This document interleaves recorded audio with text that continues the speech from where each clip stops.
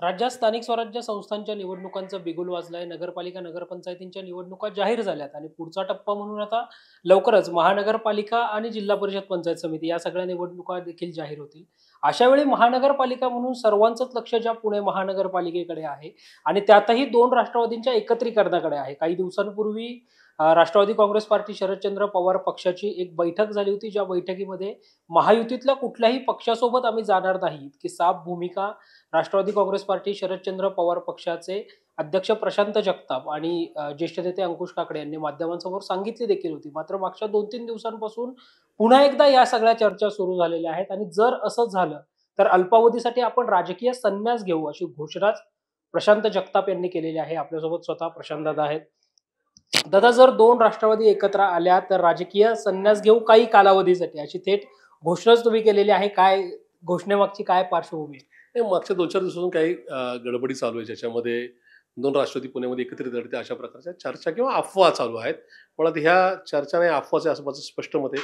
कारण की महाराष्ट्र प्रदेश राष्ट्रवादी काँग्रेस पार्टी शरदचंद्रजी पवार पक्षाच्या स्टेट युनिट आदरणीय पवारसाहेब असतील, आदरणीय सुप्रियाताई असतील किंवा आदरणीय शशिकांतजी शिंदे साहेबांनी अशा प्रकारचा कुठलाही आदेश किंवा कुठल्या प्रकारची जबाबदारी कोणावर सोपवलेली नाहीये.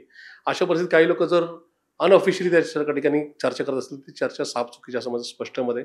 याच्यामध्ये माझ्याकडे आज अखेर 252 लोकांनी 10,000 रुपये अनामत रक्कम, नॉन रिफंडेबल रक्कम देऊन उमेदवारी मागितली, उमेदवारी अर्ज भरलेच पार्टीकडं.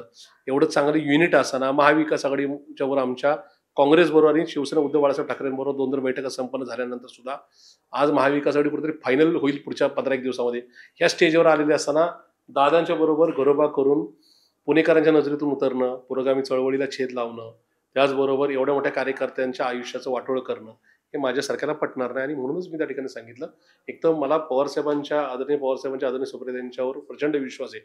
अशा प्रकारची कुठल्या प्रकारची चुकीची युती किंवा आघाडी होणार नाही याचा मला खात्री आहे. त्याही पलीकडे जर कदाचित इथल्या काही 1-2 लोकांच्या प्रेशरमुळे जर ती झाली तर मी या खुर्चीवर बसणं पसंत करणार नाही.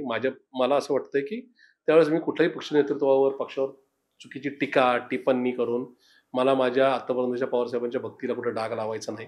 मी राजकारणातून काही दिवसाकरता नक्की त्या ठिकाणी विश्रांती घेतलेली असेल, पण त्या ठिकाणी चुकीच्या कामकाजामध्ये मला या ठिकाणी अडकून पडायचं नाही, हे निर्विवाद सत्य आहे. अजितदादांचे एकदम निष्ठावान कार्यकर्ते म्हणून तुमची ओळख होती 2023 पूर्वी. आता पुन्हा त्याच अजितदादांसोबत जाण्याचा निर्णय झाला तर राजकीय संन्यास घेण्याची भाषा तुम्ही करताय. एका 24 वर्ष मी सन्मान्य अजितदादांच्या नेतृत्वाखाली कामकाज केलं. एका गोष्टीचा मला कायम अभिमान आहे. या 24 वर्षात अजितदादांनी सिंगल टाइमला कधी शिवी दिली नाही, धमकी दिली नाही, अपमान केला नाही. अगदी ज्यावेळेस आम्ही वेगळं झालो त्यावेळेस सुद्धा त्याच्यानंतर पण आमचा एक फोन कॉल झाला. आम्ही 13 मिनिट एकमेकाशी तब्बल बोललो. त्याच्यानंतर पण दादांनी मला कुठं तू मला का सोडून दिलं अशा प्रकारे कुठल्या प्रकारची धमकी दिली नाही.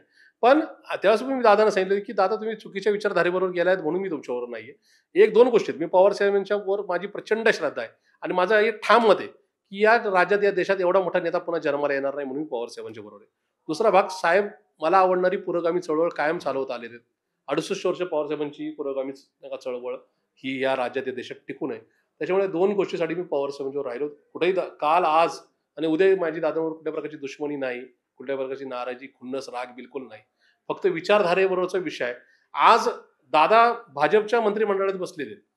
पुढच्या 50 दिवसाकरता भाजप बरोबर जागा वाटप होत नाही म्हणून या शहरामध्ये दादांचा पक्ष आमच्या पक्षावर आघाडी करणार. परत इलेक्शन म्हणजे आम्ही इकडे महाविकास आघाडी गमावून बसणार, इथं आम्ही कार्यकर्ते गमावून बसणार. 50 दिवसानंतर दादा परत त्यांचे नगरसेवक घेऊन बीजेपीच्या युतीमध्ये जाणार. आम्ही मात्र आमचं पक्षाचं युनिट संपून घेतलेलं असतात. अशा प्रकारे चुकीचा निर्णय होऊ नये म्हणून मी माझी ही ठाम भूमिका घेतलेली आहे. माझं स्पष्ट म्हणणं आहे की असा निर्णय व्हायचाच असेल तर त्या प्रक्रियेत मी नसलेलं बरं. महाविकास आघाडी 1-2 दिवसामध्ये कन्फर्म होईल, 15 दिवसामध्ये ते सगळं चित्र पाहायला मिळेल असं तुम्ही म्हणता. म्हणजे अंतिम चर्चा कुठपर्यंत आली आहे महाविकास आघाडी? आघाडीची चर्चा पहिल्या 2 टप्प्यात आलेली आहे.